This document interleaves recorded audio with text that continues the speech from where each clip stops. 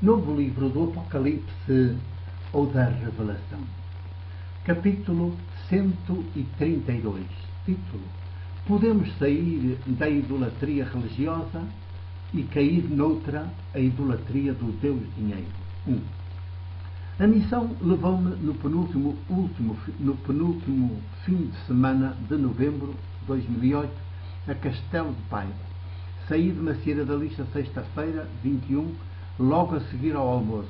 A tarde foi de maiúsculo diálogo teológico na casa que me acolheu na freguesia de Real, onde acabei por jantar e por noitar.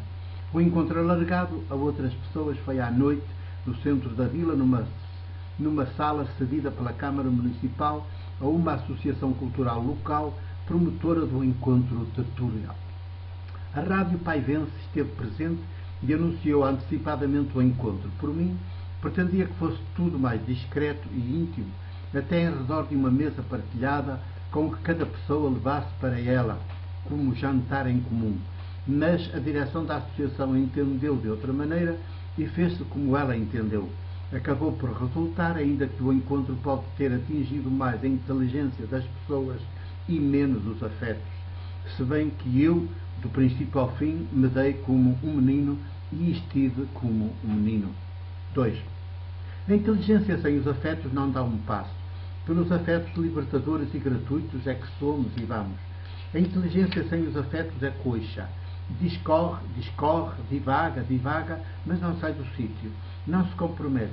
Não transforma nem a vida das pessoas, menos ainda a da sociedade em que as pessoas se inserem. São os afetos que mudam e salvam o mundo. Por isso, a mesa partilhada assinala o sacramento de vidas entregues pela vida dos demais, é também o grande sinal ao sacramento de Jesus entre nós e connosco, e a ação de graças ou Eucaristia. 3. A minha intervenção inicial, elaborada em forma de testemunho pessoal, que ajudasse as pessoas presentes a compreenderem por que e como acabei por me abrir à mesma fé de Jesus e, em consequência, quase deixei de ter lugar na Igreja Católica, uma vez que ela, das cúpulas às populações que a integram, mais por tradicionalismo familiar e sociológico do que por convicção pessoal, prefere continuar a deixar-se guiar só pela fé religiosa, a do paganismo católico, intrinsecamente idolátrica e geradora de medo, foi totalmente gravada pela rádio. Desconheço, nesta altura, o que a rádio já fez ou irá fazer com ela, mas se a divulgasse na íntegra, provocaria certamente um pequeno tsunami na região, saudável e fecundo tsunami, por sinal. Terá coragem para tanto? Quem me dera que sim, para que o Evangelho de Jesus para o século XXI seja proclamado sobre os telhados. 4. O debate que se seguiu teve momentos de alguma tensão.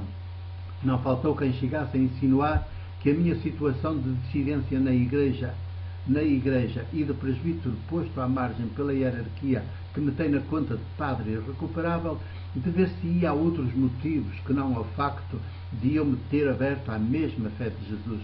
Reagi com a lucidez e a força do olhar e o vigor do testemunho da minha vida militante, sempre sem ter onde reclinar a cabeça.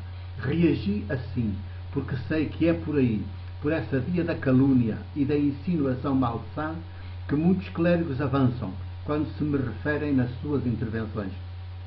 Na impossibilidade de me atacarem e desacreditarem com argumentos teológicos, insinuam no seu boca a ouvido, a meu respeito, outros motivos para a minha situação de presbítero posto à margem, numa tentativa infelizmente quase sempre conseguida de desacreditarem o mensageiro, para que as populações não cheguem sequer a escutar a mensagem, não vá aderirem a ela e deixarem-nos depois a eles a falar sozinhos. 5.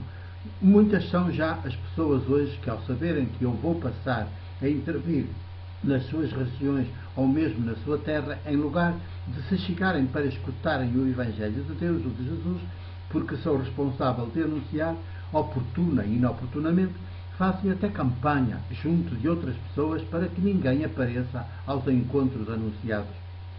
Na boca de muitos colegas meus eu tenho demónio, e é por obra do demónio que faço o que faço e anuncio o Evangelho que anuncio. Deste modo, eles conseguem perpetuar, por mais algum tempo a mentira e manter nas suas fileiras as populações que ainda carregam nos seus genes séculos e séculos de medo, alimentado pelo paganismo católico romano e seus cultos idolátricos. Só que o futuro não corre de feição para estes meus colegas. E é do futuro que vivemos mais do que do passado, porque até Deus, o de Jesus, é sobretudo aquele que será, e nós, suas filhas, seus filhos, também somos sobretudo o que seremos. 6.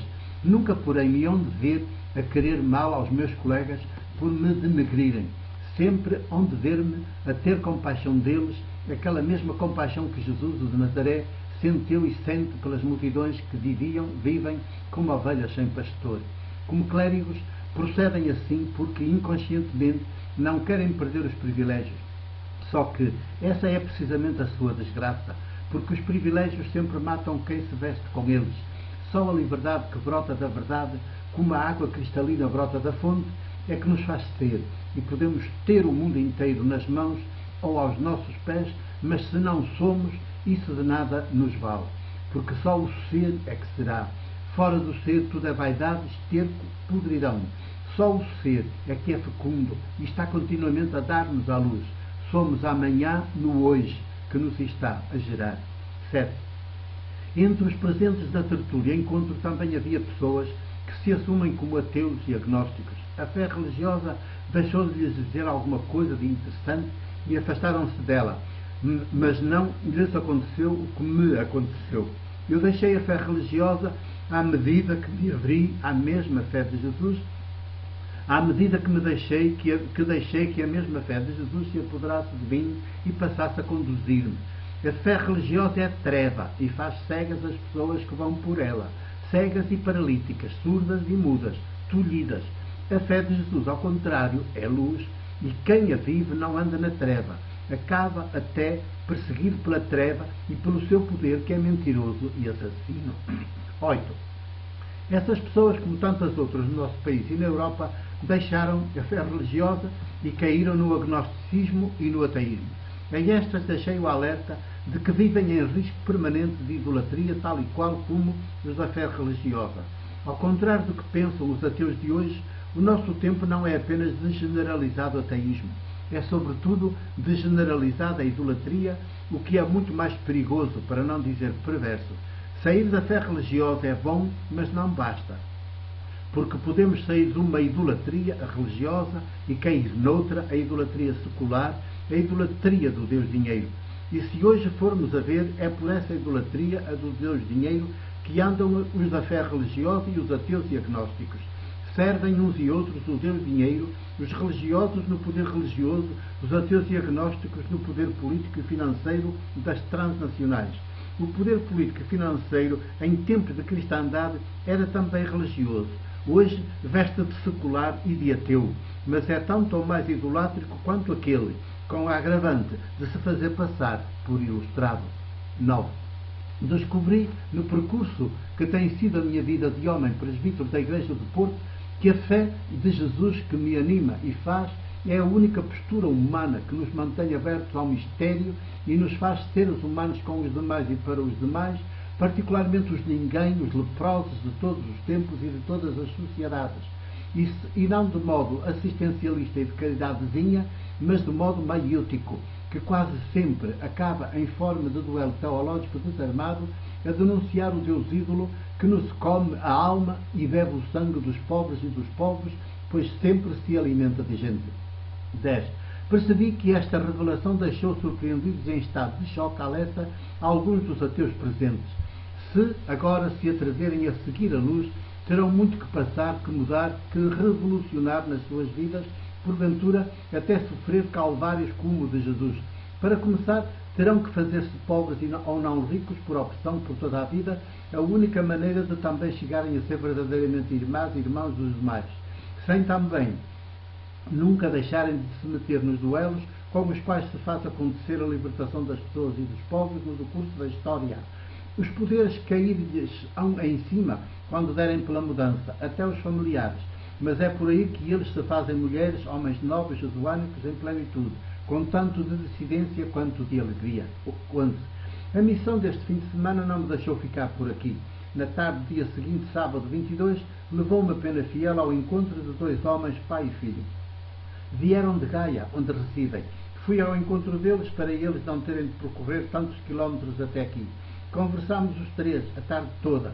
Já não é a primeira vez que conversamos, mas desta vez ambos foram mais abertos perante mim. Finalmente confiaram em mim e abriram-se de par em par.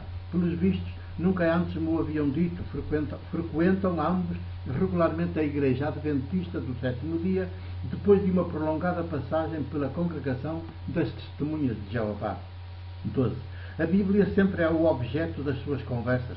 Não é fonte de liberdade, mas de medo e de opressão. Pude ver, em mais esta situação concreta que está a ser o viver deles, quantos pastores desta igreja e de outras semelhantes, mais os líderes do Jeová, têm aterrorizado as populações que frequentam os seus cultos, as suas escolas bíblicas, os seus estudos bíblicos. Todos deveriam ser presos e julgados. São criminosos, são terroristas profissionais, terroristas da palavra, profissionais da mentira e do medo. Usam a Bíblia como uma arma de terror e de opressão. Malditas igrejas que assim procedem. Ainda me parecem piores do que a Igreja Católica Romana atual. Não têm as devoções e as missas, nem as Fátimas e as Lourdes, mas têm a Bíblia como uma poderosa arma de terror, de opressão e de morte. 13. O que estes dois homens, pai e filho, sobretudo o filho, ainda na casa dos 20 e tantos anos, me contaram, deixou-me profundamente indignado. Fui incansável no diálogo maiútico e de esclarecimento, e eles, felizmente, acabaram como os dois de Emaús. As suas mentes abriram-se, o coração deles aqueceu e acabámos os três sentados à mesa de uma pastelaria a celebrar a sua libertação interior. Quando nos despedimos já escuro, pude ver pela primeira vez no pai e no filho, habitualmente tão sisudos e pesados, o sorriso da paz e da libertação. Ainda não está tudo conseguido, mas este foi para ambos o primeiro dia do resto das suas vidas. 14. Regressei à minha casinha exausto, mas feliz e em Eucaristia. No dia seguinte, domingo, andei sozinho pelo Porto. Não tinha encontro marcado com ninguém. Desejava passar pela FNAC de Santa Catarina, aonde há muito não tenho entrado. Pretendia viajar por 3 livros, 3 romances de autores portugueses que estão aí na berra: Saramago, Lobo Antunes e José Rodrigues dos Santos. Li lá, em diagonal, os seus mais recentes romances e fiquei mais do que decepcionado, amargurado. Os nossos intelectuais, que deveriam ser profetas, são vozes acomodadas, domesticadas, sem horizontes, prisioneiras da idolatria em que vivem. O seu ateísmo não passa de idolatria da pior. A mensagem que transmitem é politicamente desmobilizadora. 15. Rodrigues dos Santos parece um menino da escola a escrever romances. Tamanho o simplismo com que o faz. Lobo Antunes é o seu oposto. Faz a confusão a sua arte. Vive no labirinto e quer meter-nos a todos lá com ele. Saramago, mais expedito na escrita, ainda está na Idade Média, pelo menos no tocante à sua visão da Igreja Católica, a única que ele visa nos seus romances, e no tocante à sua visão de Deus. Esta sua viagem do elefante é uma prolongada agonia. Joga com mestria as palavras, mas para dizer nada, ou dizer o óbvio. 16. Ler nestes dias em que vivemos, mergulhados da Primeira Guerra Mundial financeira do grande capital, e estes 3 romances mais recentes destes 3 autores portugueses aí na berra, é deprimente, confrangedor, um desastre mental. O grande capital pode estar-lhes muito grato e promover-lhes homenagens em muitas edições. São páginas e páginas cheias de nada. Deveriam ser profetas, são escribas da corte. Os privilégios com que se vestem têm esse condom de matar neles o poeta e o profeta e fazer deles cortesãos badalados pelos grandes média que o são do grande capital. A minha decepção foi total. 17. Dormi de domingo para segunda-feira em São Pedro da Cova, na casa sede da Associação Padre Maximino. Na segunda-feira tinha uma consulta no dentista no final da manhã e da parte da tarde aproveitei a minha presença no Porto e fui dar a minha paz num abraço ao vivo ao meu irmão António, o mais velho de nós 3, que estava de chegada do hospital, aonde foi submetido a uma intervenção cirúrgica de algum melindre. Dei-lhe a minha paz e a minha alegria, recebi a paz e a alegria dele e da Madalena, sua mulher e companheira de toda uma vida. 18. Quando depois me meti na carrinha rumo a Macieira, vinha como um menino, todo eu cantar por dentro. que vão é viver na luz, na companhia de Jesus e do seu Espírito que nos habita, sempre à espera que nós lhe demos a oportunidade dele fazer novas todas as coisas e a começar por nós. Nele sou e respiro, por isso sou o que serei. 2008, novembro 25. O meu abraço e beijo.